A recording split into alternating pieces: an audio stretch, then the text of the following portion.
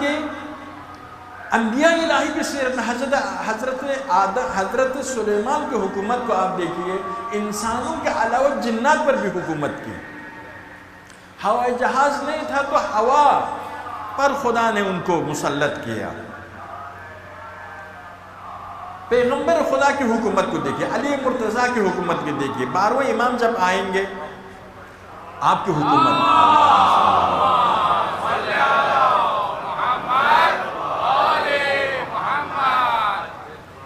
حدیث میں ہے کف دس کی طرح امام کے سامنے پوری دنیا ہوگی. پوری دنیا والے امام کو دیکھ سکیں گے، امام پوری دنیا ہوگی.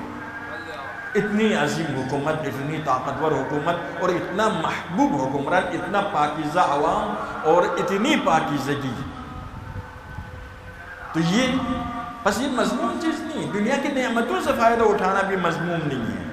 ہمارے ائمہ اطہار میں امام حسن مجتبیٰ کی سیرت آپ کے سامنے ہے، امام رضا علیہ السلام کی سیرت آپ کے سامنے ہے، انبیاء میں حضرت سلیمان کی زندگی آپ کے سامنے ہے، حضرت یوسف کی زندگی آپ کے سامنے. نعمتوں سے فائدہ اٹھانا منع نہیں، نہ اعلیٰ عہدہ غلط ہے، نہ نعمتوں سے فائدہ اٹھانا غلط ہے، نہ مال و دولت ہونا غلط ہے.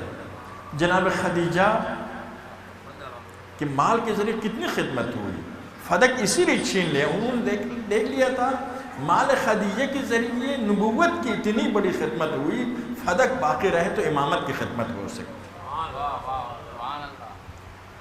تو بڑی خدمت ہوئی. ابھی دیکھیں اہل باطل پیسے کے ذریعے باطل کی کتنی خدمت کرتے ہیں.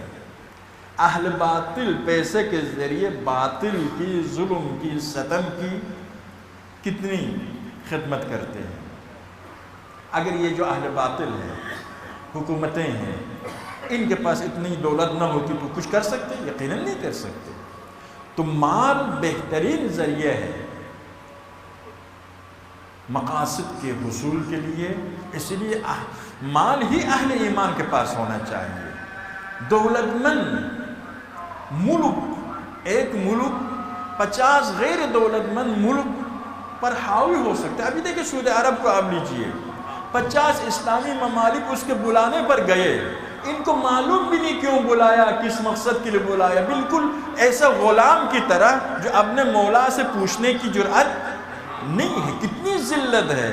پاکستان جیسے ملک جس میں ایٹم بم ہے، جس میں 20 کروڑ عوام ہیں، اب اس کو بلایا ہے، کیوں بلایا ہے، کس لیے ہے، مقصد کیا ہے، کچھ معلوم نہیں ہے. کہ ذلت کے آخری درجہ ہے. یہ وجہ کیا؟ پاکستان کے پاس علم کی کمی بھی نہیں ہے، آبادی کی کمی بھی نہیں ہے، زمین بھی سرسبز ہے، صرف فقر ہے. فقر ہے، حب دنیا ہے. صرف فقر کے ذریعے پیغمبر فرماتے ہیں الفقر فخری، فقر میرا لیے فخر کے باعث سے میں اتنے بے نیاز ہو جاؤں گا کل عالم سے. میں یہی مولا فرماتے ہیں 2 سوکھی روٹی کھاتا ہوں، دنیا سے بے نیاز ہو جاتا ہوں. ایسا فقر فخر کا باعث ہے. لیکن آدمی جب معنوی لحاظ سے، روحانی لحاظ سے فقیر ہو، اس کے دل میں خدا نہ ہو، ایسا آدمی ہر شیطان کے پاس جھک جائے گا. پاکستان کیوں جھکتا ہے؟ تو اسی لیے مال بھی مضمون نہیں ہے، حکومت بھی مضمون نہیں ہے. دنیا میں زندگی کرنا، عرض کیا حضرت نوح بعض روایات میں ہے 2500 سال انہوں نے دنیا میں زندگی کی. طوفان سے پہلے 950 سال زندگی تو صریح قرآن میں ہے. ہمارے آخری امام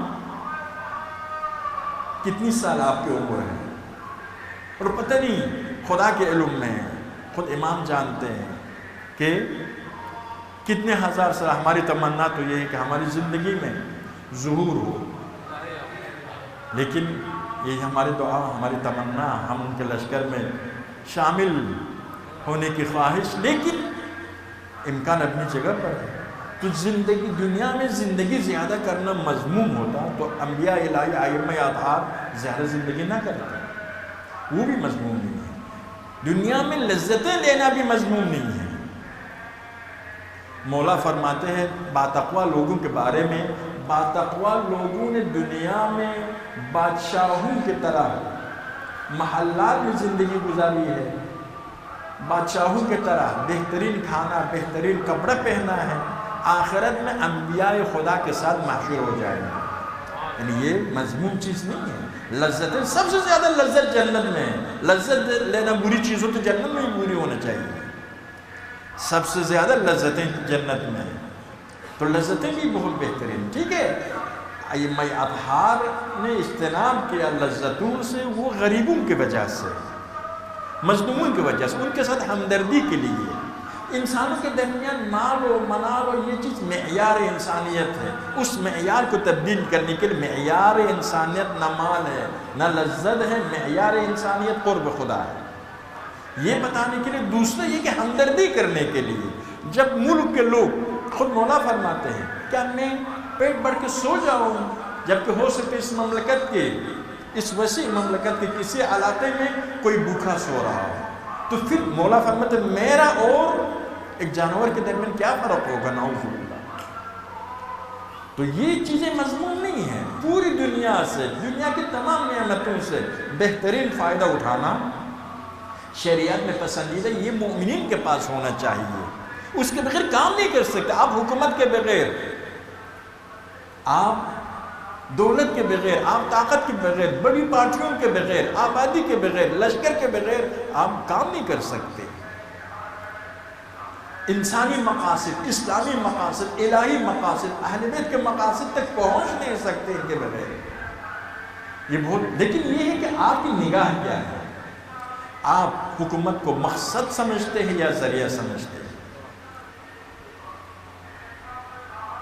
ابن عباس نے علی سے عرض کیا، یا علی یہ جوتا جو آپ سلوا رہے ہیں، کسی کے پاس سلوا رہے ہیں، اب یہ قابل استفادہ نہیں، چھوڑ دے، پھینک دے۔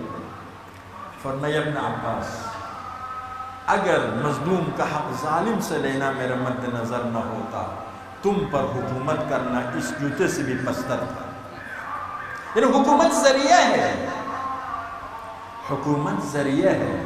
اگر حکومت خوشنودی خدا، احکام خدا، عدالت، انصاف، مظلوموں کی حمایت کے لیے ہو تو بہترین عبادت ہو۔ اس کے لیے علی نے 10,000 قربانی پیش کی، 10,000 قربانی پیش کی۔ جب سے خلافت ظاہری پر آئے، شہادت تک ایک لمحہ بھی آرام نہیں کیا آپ نے، حکومت باطل کو ختم کرنے کے لیے، حکومت اسلامی کو مضبوط کرنے کے لیے کام کیا۔ یہی چیز ہے۔